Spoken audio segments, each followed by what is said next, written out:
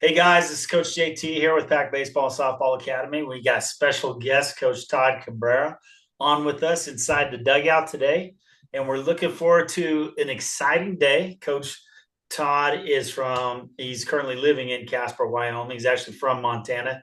He can talk to you about that, but he's got a lot of things going on. So I'm really excited to have him on the show today and really see where this goes. So why don't you start by introducing who you are? Make sure you mention all those things you're doing, and we'll go from there.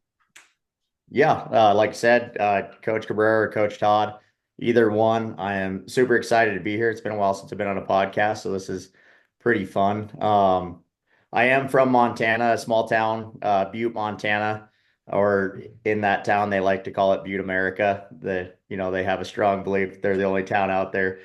But yeah, just a small mining town, 30,000 people, just really tight knit community, sports community. Just awesome place really to grow up, but a very tough place. I ended up actually growing up in foster care system and bouncing in and out of group homes and foster homes growing up, but always stayed in Butte. And so it was nice, I didn't have to leave my friend group or the people that I grew up knowing, and graduated high school there and then moved out to Coos Bay, Oregon, and played college baseball out there, and then back to Montana to finish playing college baseball. So kind of all over up in that area. And yeah, I run my own apparel company.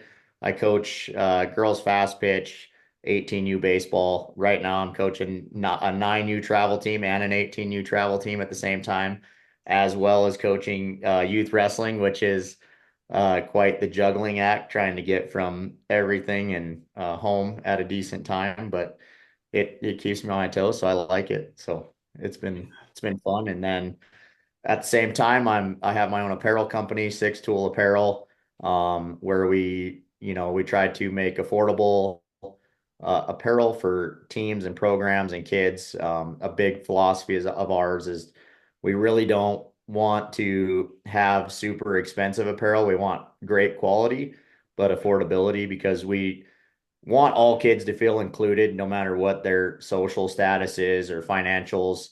So we try to do our best to make everything affordable so that kids aren't being left out. And that's kind of one thing that we keep at the forefront.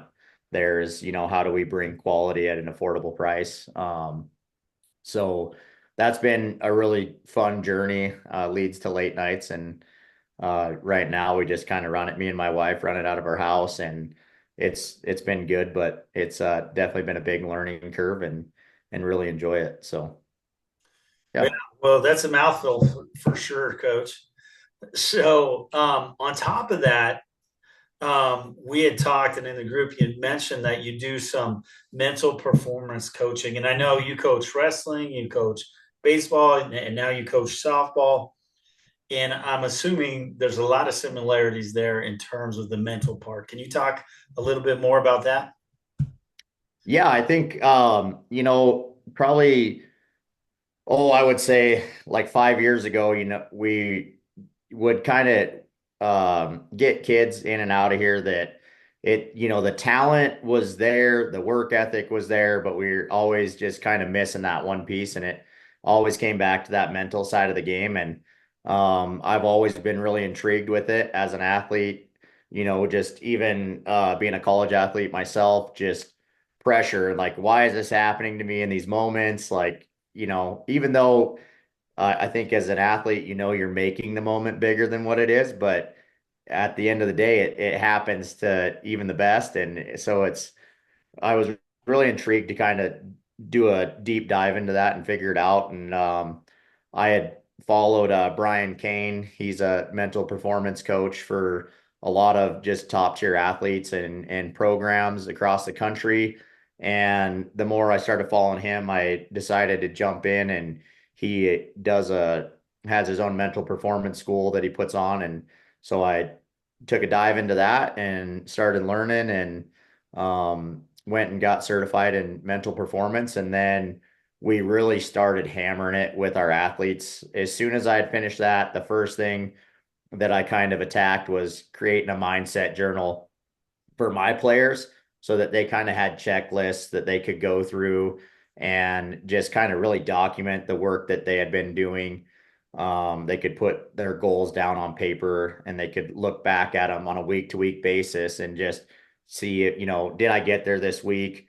And if I didn't, how do I get there the next week? And just kind of really give them a foundation to conquering a lot of the mental game. And the more we started pushing the mental aspect across to like my high school baseball players and even my younger kids, like I see it with my own daughter, like when she approaches the plate before she steps in the box, you can see her take a really deep, intentional breath before she steps in and she lets it out. And then I can just see that like she is locked in and ready to go. And she's been I've pretty much brought her everywhere with me since she's been old enough to walk. And so she gets that mental side of the game that we're coaching to our athletes all the time. But then I see her put it into play and I'm like, man, I wish I would have had that when I was her age, and because um, she's playing boys baseball right now. She was on, as a 7-year old was on an 8U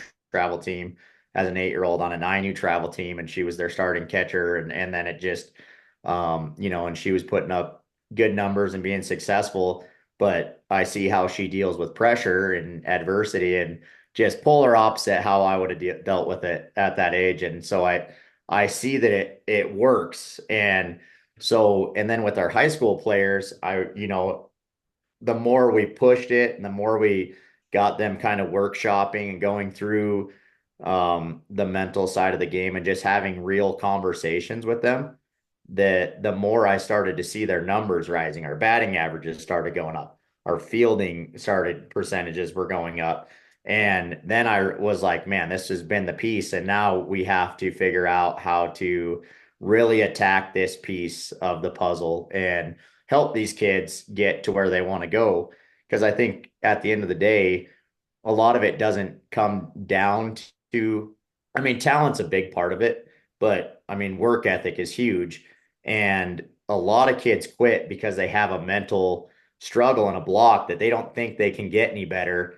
And so it's if we can help break down that mental barrier for them, I mean, to me, the possibilities are endless for these athletes.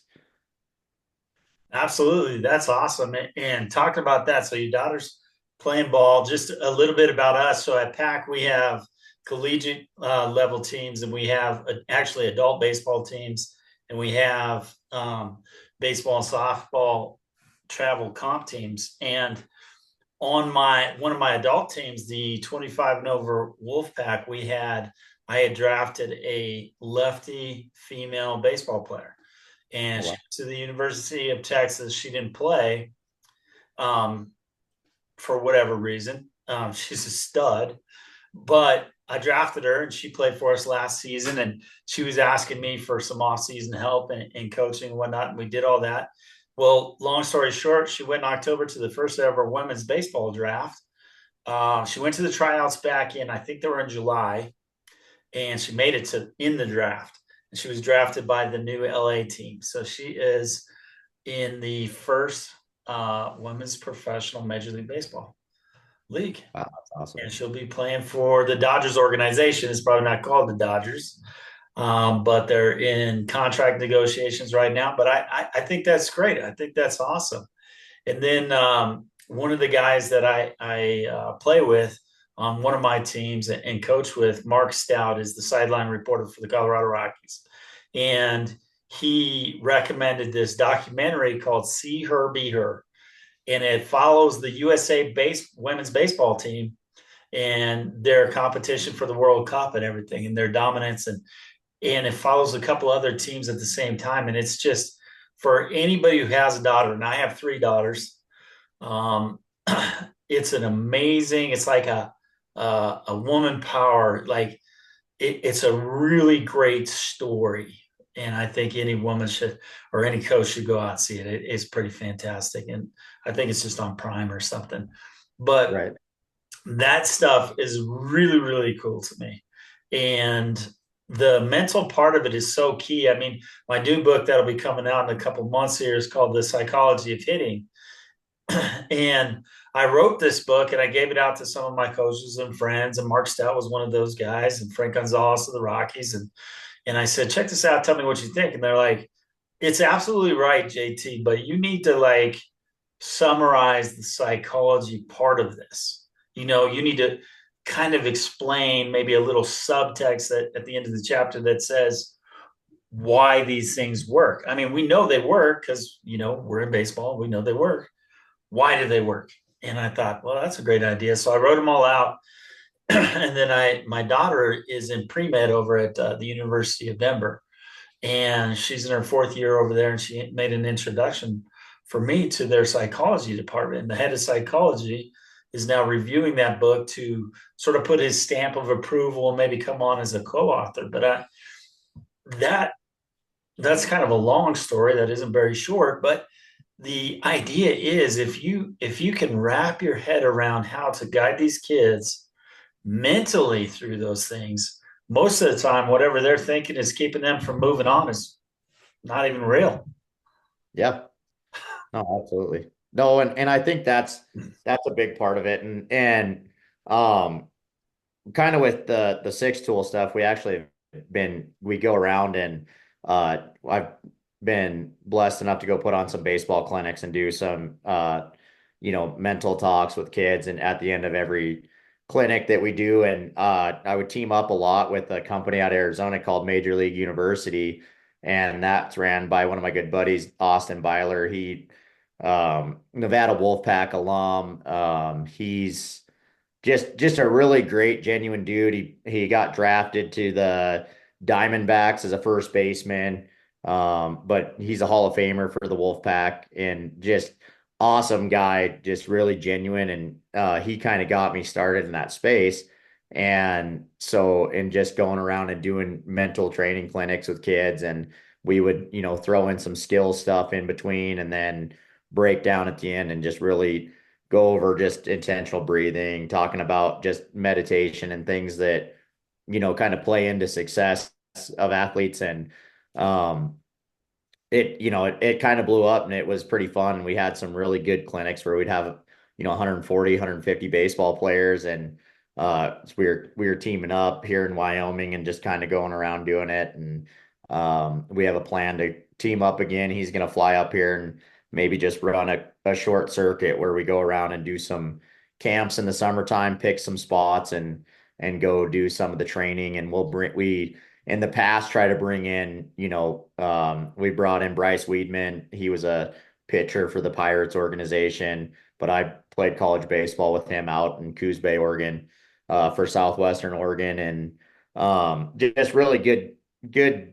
genuine people that, and just have a team to go out there and really try to, hopefully, you're not going to reach every kid. But if you get a few of them, I think you're doing, what you set out to do. And I think just going in really just to the pressure side of things, when we look at athletes and hitting and overcoming pressure, I mean, to me, the biggest thing about pressure is, um, I see a lot of coaches that kind of coach that pressure isn't real. And it's, to me, like when you tell a kid that, it's like, you know, they're probably in their head going, yeah, right. Like I feel it every day. And they're right. I mean, it is obviously real. It's how do we manage it? That's the biggest thing. It's not that pressure isn't real. It's that, hey, pressure can be managed. And to me, it starts with preparation, right? I mean, if pressure fades when preparation shows up. And that's the biggest thing for me that I push with my athletes is like every day we wake up and we have what I tell my players is the two C's. We have chances and we have choices. And it's, do you want to take the chance that you're going to get better today, or do you want to make the choice that you're going to get better? And because the kids that are leaving it up for chance are those kids that we kind of see that ride on talent. And it's the kids that keep making the choice to show up, to stay late, show up early and put in the work, that end up passing talent eventually. That might not be right away, but eventually they do pass it. And so for me, the big thing is kids don't rise to the moment. They rise to like they fall back on their habits. So when pressure starts to mount, kids fall back on whatever habits they had, and good or bad. And unfortunately, that's what ends up winning is those habits. And so if we're in here as coaches and parents and we're creating a healthy culture of creating great habits, then what we're going to see is pressure kind of starts to fade out. And that, I mean, it doesn't mean that it's going to completely leave, but we're going to see that our kids start overcoming it more and more, and that we push these good habits and that getting kids making the right choices. And I think that's um a big thing for me is like, what's the culture like? How are we creating standards for these kids to meet? And, are we moving them through like a healthy goal process, like making sure that these goals aren't, I mean, there's nothing wrong with having big goals, but sometimes we let our kids or our athletes set these goals and there's so many steps to get there that the goal seems so far away. And that's where we start to kind of see them fade out and lose interest because we didn't rein their goals in a little bit and then help them work towards them, those smaller goals, to get towards that bigger goal. And, so for me, like the biggest thing is just that delayed gratification, right? If, I keep showing up and putting in the work, I can't always get a high five just because I showed up to practice today. That's an expectation, right? That's the standard, is that you show up to practice and you put in the work. But the thank you, and the high five is going to come when you stay after practice and put in more work and when you show up early. But it can't be an expectation. And I think that's sometimes where, like, even as a parent or as a coach, I'm not always going to pass out high fives like, cool, you're at practice today. I'm glad, but you're supposed to be here. So that's the standard we have set for you. It's when you start showing up without me having to provoke you to be there or having to kind of say, hey, I'm going to stay after. You want to stay? Like, I want you to come up to me and say, hey, coach, you got 15 minutes today that I could stay after and get some extra reps, or, you come engage in that conversation to get better. And that's where those high fives and that gratification is going to come from. But there's so many times now, and like see it with kids, that we have given them that instant gratification culture where we're passing out high fives for just doing what's expected, and then they can't handle the failure when it does come. And I think it's hard to, because as parents we see the work they're putting in, nobody else does. And so when something doesn't go their way, we understand why it's upsetting, but and other people don't.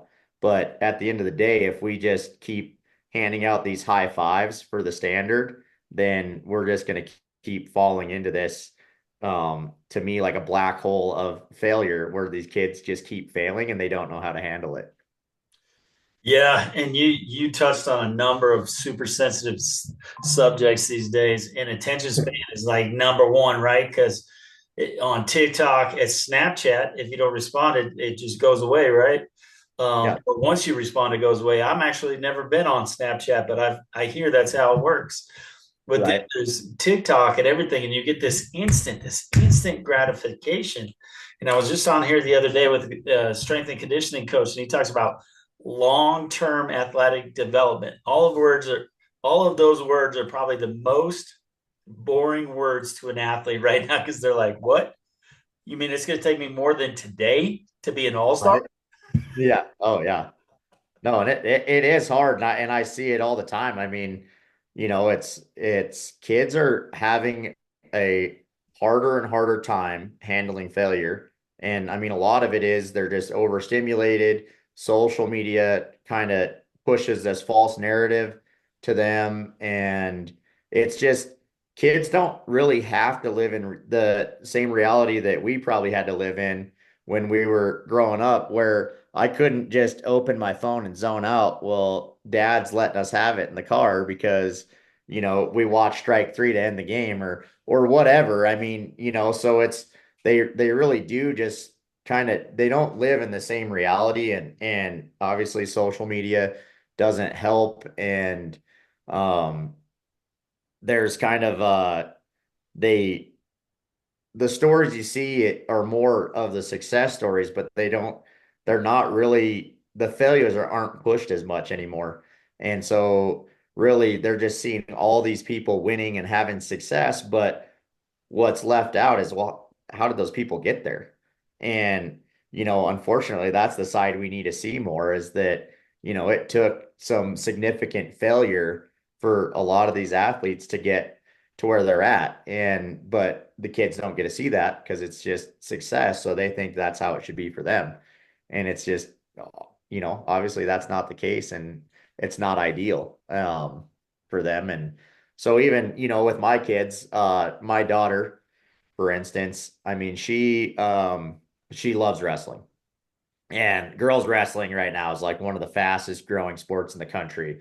Now that it's kind of starting to get sanctioned all over the US. And now it's in colleges more. And so she really loves wrestling, which caught me off guard, like because she's always grown up around baseball. And I wrestled growing up.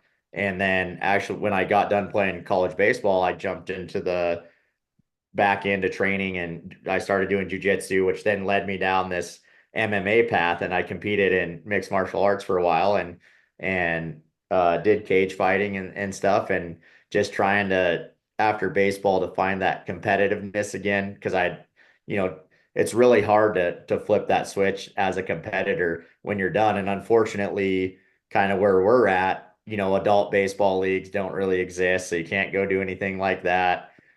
So just missing competition and competing, that was kind of the route. I was like, well, I always was good at wrestling and I love wrestling. So let's, jump into that world and see what it's about. And it was fun and I enjoyed it.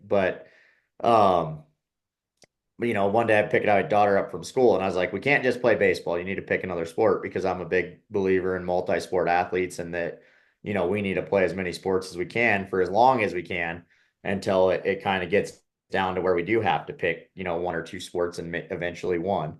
And she was like, she looked at me and she goes, why? I play baseball. And I was like, no, I was like, we're going to play more sports because we need to be athletic. We need to learn to be explosive from different positions. And she goes, fine, Dad, I want to wrestle. And I was like, perfect, and that was something we grew up doing. I had a foster family that were just diehard wrestlers. And so we wrestled whether we wanted to or not.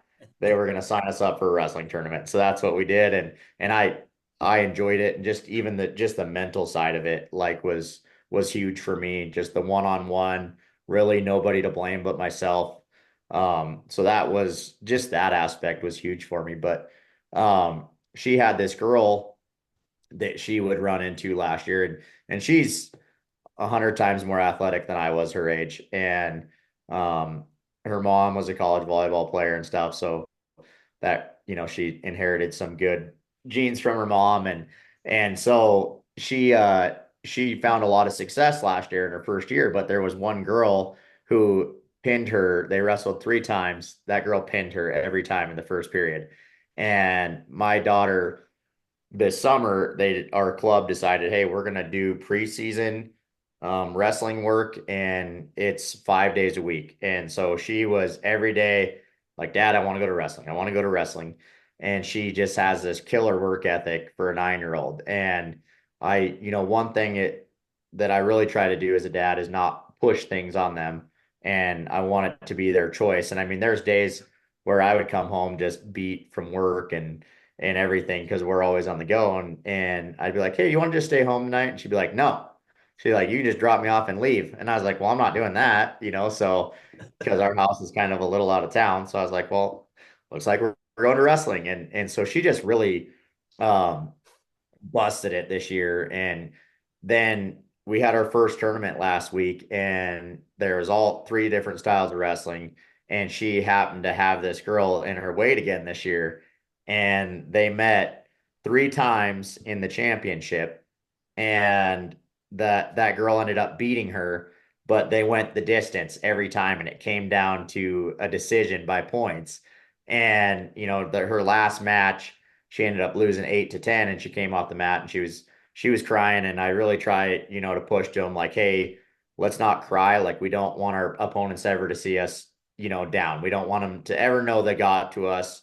And so, she's got tears rolling down her eye, and I'm telling her like this girl pinned you 3 times last year, probably in the first minute of the first period, and you just went all 3 rounds with her.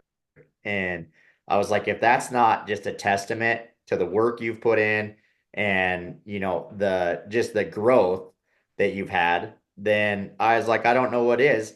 And I think as a dad, I'm just like, even though she lost, I'm just ecstatic because I'm like, wow, like it's so impressive to see that turnaround. And then for her, she's just absolutely defeated. And you're trying to shed the light on the positive, but obviously as a kid, they don't see that part of it. And again, that girl came up and she uh goes up to Finley and she says, "Hey Finley, like I just want you to know you're the best wrestler that I've ever wrestled." And so right there, it kind of just was that aha moment that, you're there, the work's paying off. And to me, it's like just the prime definition of that delayed gratification. It's like this girl, like she almost had her beat the last match. She just had a flipper and she had like 14 seconds to get the turn to get the points and never got it. But it was just a really cool moment. And then for her, I think it just shows, when we went home, you know, she goes, "Dad, are you proud of me?" And I was like, you know, yeah, I'm always proud of you, but you should be proud of yourself. And I think that's what I want my kids and my athletes to chase more of is, hey, you should be proud of yourself. Like, it doesn't matter if I'm proud of you because one day I'm not always going to be around to be proud of you. Like I'm your dad, I'm always going to be proud, or I'm your coach, I'm going to be proud, especially when we're making strides in the right direction.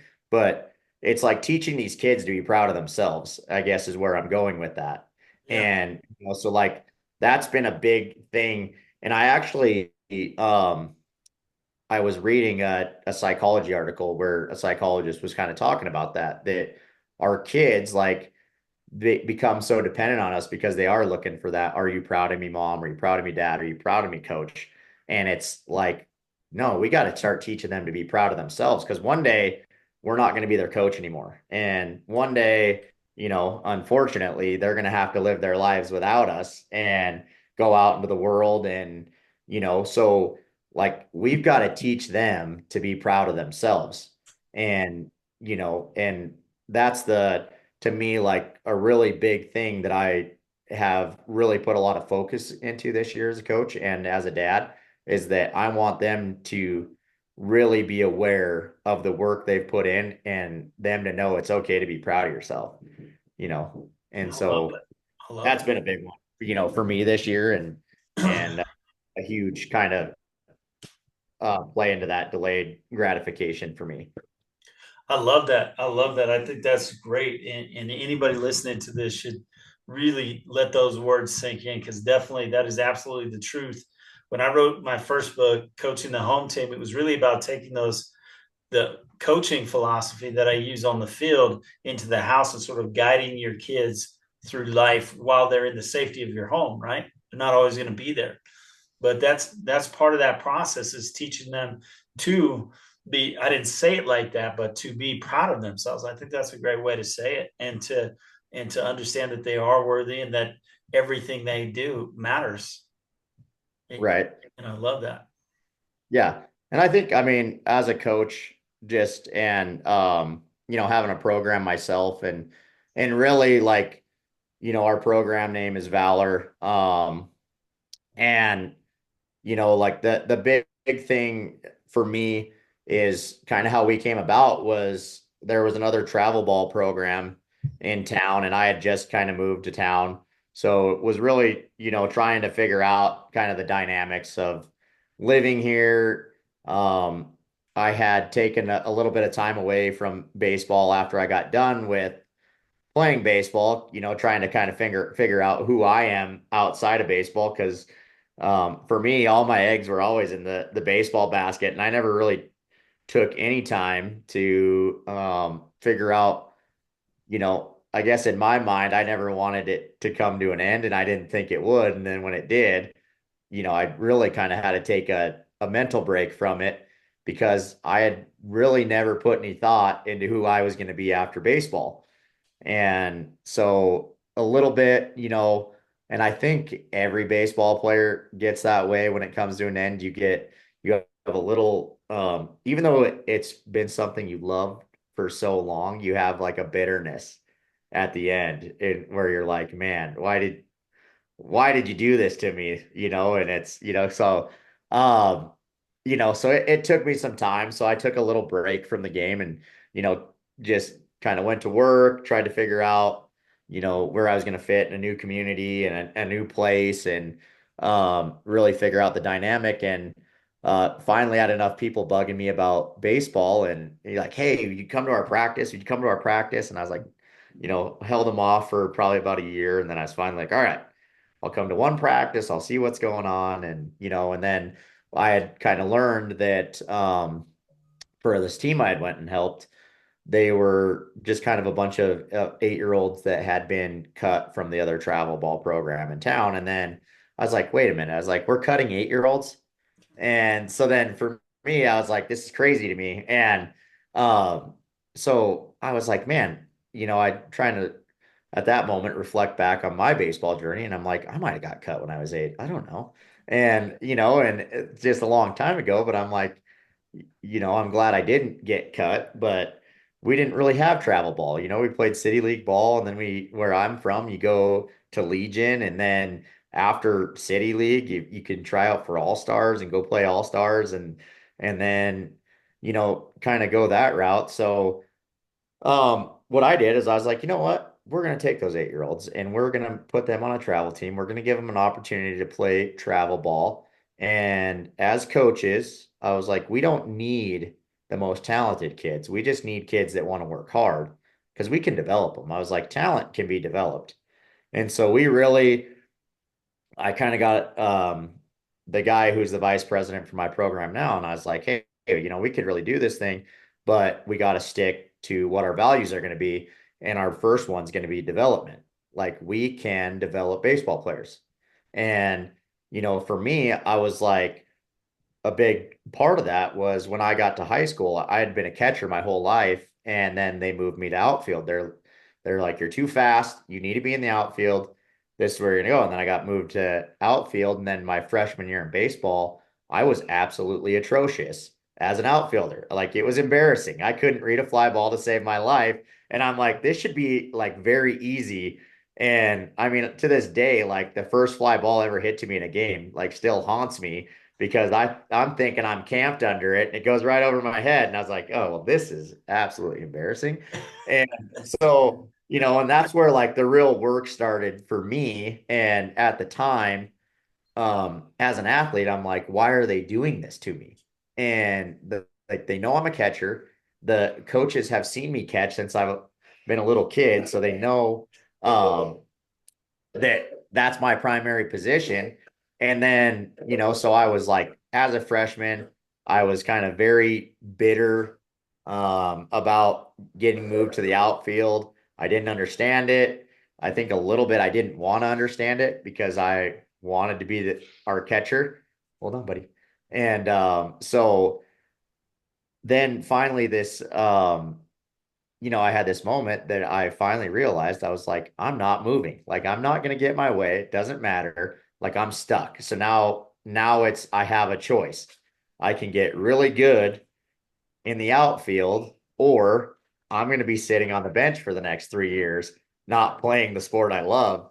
And so then, to me, I took it as a challenge. So, from my coach, I was like, well, since you're going to move me out here, you're going to stay with me every day after practice and show up early. You're going to hit me fly balls until I'm better at outfield. And then, you know, um, just accepting that challenge. And he did. I mean, I happen to have a really awesome coach at that time. And me and his son were best friends growing up. too. So that, helped because we spent a lot of time together. But he really was just kind of probably one of the bigger influences in my life. Then, when I look back on it, I went from being a nobody in the outfield as a freshman to the next year I was all conference and then ended up in college being a defensive player of the year as a center fielder. And I was like, wow, this guy like completely changed the trajectory of my baseball career. And at the time I didn't understand it, but by the time that I was done, I did. And, he was that guy that he was going to give every kid a chance. Like, and we're going to develop, like we can develop, but it's up to you. And so that played the biggest part in we're going to develop these 8-year-olds. We're going to let them play travel ball and we're going to keep going. And then we did. And then we got some traction and we went from one team to two teams to five teams. Then next thing you know, we had 12 teams. And then we have a high school program, which really was never kind of in the cards for us. We planned to kind of shuffle kids to Legion. And then the other travel program had absorbed the Legion program. And so then we were like, oh, well, so then, ultimately you're like, well, are the kids going to get a fair shake that come out of this program compared to the kids that have already been in the other travel program who now controls the Legion? And so we just, told the kids like, hey, you can play baseball here, you can go to Legion. All we care about is that you're playing baseball. And so like we've actually, had the opportunity to have high school baseball.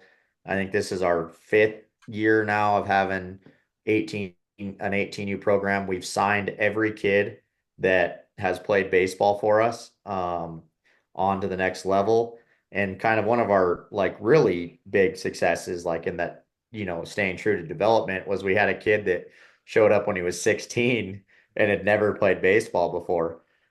And we get done with tryouts and the coaches go, there you go, Todd. Well, what are you going to do with that kid? And I said, I think I'm going to keep him. And they're like, no, you're not. And I was like, oh yeah. I was like, why not? Like, what do we have to lose?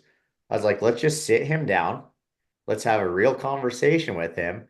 Tell him where he's at. I was like, he can either accept it or not, and then just give him a game plan to where he wants to go. And so, we have that conversation. This kid ends up hitting like 200 his first year, not just struggling, but then all of a sudden something clicks for him, and it's like every day I drive past the facility on the way to work, and his car is there in the morning. And then I drive past it to go get my daughter from school, and his car's out front after school. And so I'm like, oh, okay. And so he's in here working and he's putting in the work and he's really bought into this game plan. So then we get through the winter time and we come out um, to the next summer, and this kid is now, I've named him a starter on our team, and he goes to from hitting 200 to hitting 420. And so it's just like it all like clicked for this kid. And I was like, well, right there. Like that is like if we stay true to our values and we guide these kids how we should, I was like, that's testament. Well, that next thing you know, this kid goes and plays college baseball.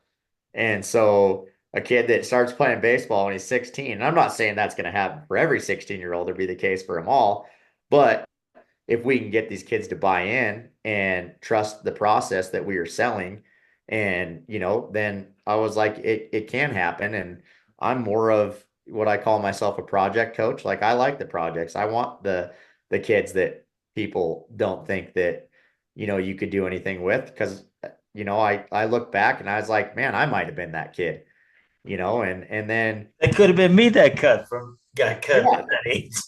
8 years Right. old And too. yeah, so it's tough. And then for me, like growing up in foster care, I was like the best part of my day was walking through the doors into the baseball practice. I was like, and I'd way rather at the end of the day be able to give that to kids than to say that we went out and won 100 games this year. Like, and that's really it for me, is that I want to give kids opportunities. And at the end of the day, like these kids might not be all stars and they might not go play college sports, but we gave them a safe place to develop. We gave them a place that felt like a home, and we were there to kind of guide them in the right direction. I love that. I love that. And we're getting near the end of our time, Coach. But what I want you to talk about now is tell us a little bit about your organization, what you got going on there. I know do you do full uniforms or is it like the apparel part of your Six Tool brand? Tell me a little bit more about that before we let you go. Just more about Six Tool Apparel Yeah, or the baseball in program. the whole thing. So you're in a facility, right? So you got a facility. Yep. So we have a 13,000 square foot indoor training facility. It's got three drop down cages, and then you can raise them up into the ceiling to open up the whole facility. We've got probably 18 feet of whiteboard space that we use, where we will sit players down. Um, we'll go through situational stuff. We have a board where I have mental performance stuff wrote down. We kind of have like our preparatory skills that our players got to have to making sure they're prepared for the physical and mental side of the game, like we do. And it's their job to come in every day, look at that board, and we'll have new stuff on there. We kind of have drills. We do kind of a thing that here that we called Living Life Valor.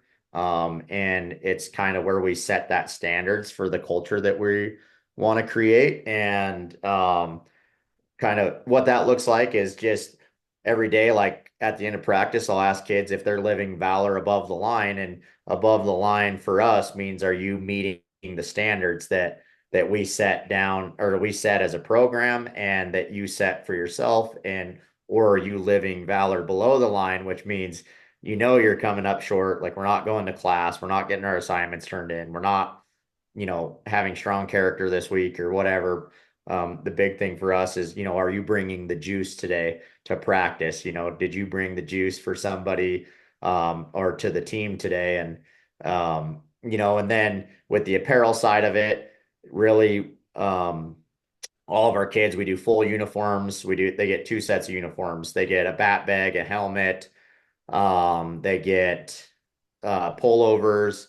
Kind of, we give them the kind of the whole treatment as far as stuff gear they get, and try to really make them feel like they're part of something. Just kind of look good, feel good, play good, hopefully. Yeah. But yeah, no, it's the and on the apparel side, like we do, all the Six Tool does all the uniform packages, and I just discount them at so pretty much Valor gets the uniforms at cost. And then, which was huge for us because we had to save money, and that was the biggest thing is the more money we're saving as a program, as like I'm saving money, then our kids have better opportunities. Like we take our high school boys to Omaha every summer for the College World Series. We've taken our girls softball program down to Norman, Oklahoma for the Women's College World Series. So really just trying to provide kids, a big opportunity and let them, go out and play in fun tournaments and try to give them the biggest bang for their buck. We actually have there's we have a commitment fee that we charge. Like so we charge a $250 commitment fee, and then the rest of their fees are fundraised. Like so we actually have no fees. We fundraise all of their money for these kids to play, and which has been huge. And that was my way of making sure that every kid had the opportunity to play. And because we have a super easy fundraising structure that we have had set in place now for 12 years, and I mean, it works amazing. And then it really just gives every kid that opportunity because not every parent can just write a check, and so that's been a huge benefit to us because we get kids that come play baseball that normally couldn't afford it, and if we didn't do that, wouldn't be playing baseball. So we do like cool incentive programs with their fundraising where they can earn like a custom glove, a custom bat. They can earn all sorts of gear and stuff for the game, and we have tons of kids that hit those incentives and pretty much have all their gear paid for.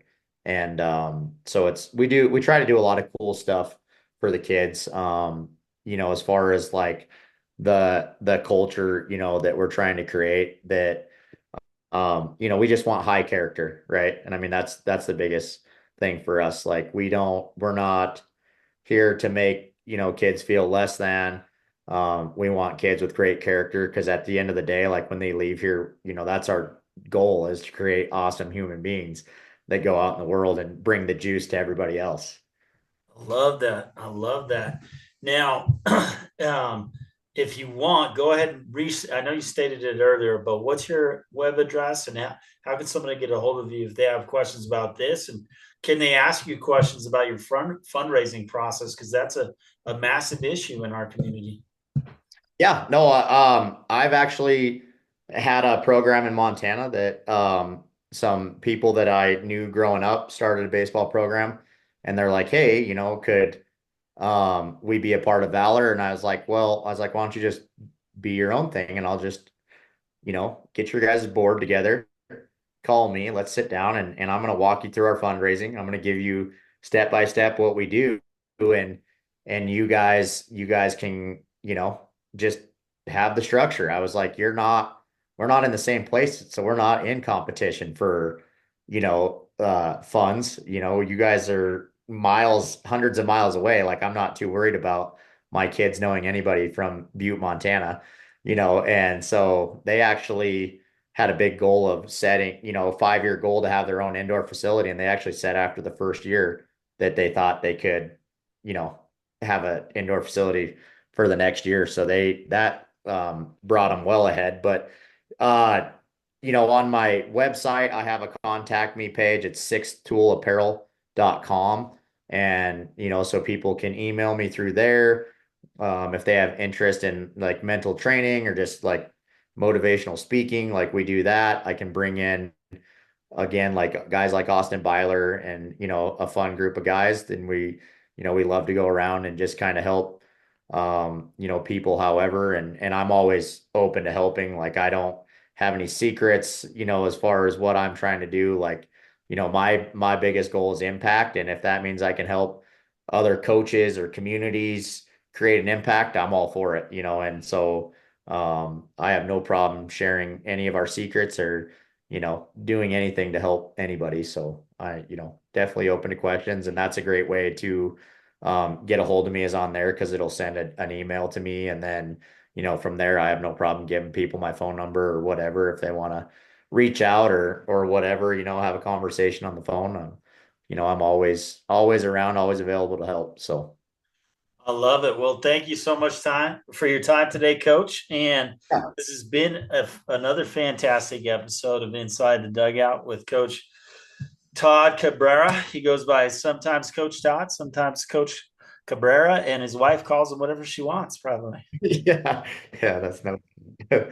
Well, I really appreciate it, man. All right. Have a great weekend. Thank you. Yeah, you too. Thanks. Bye.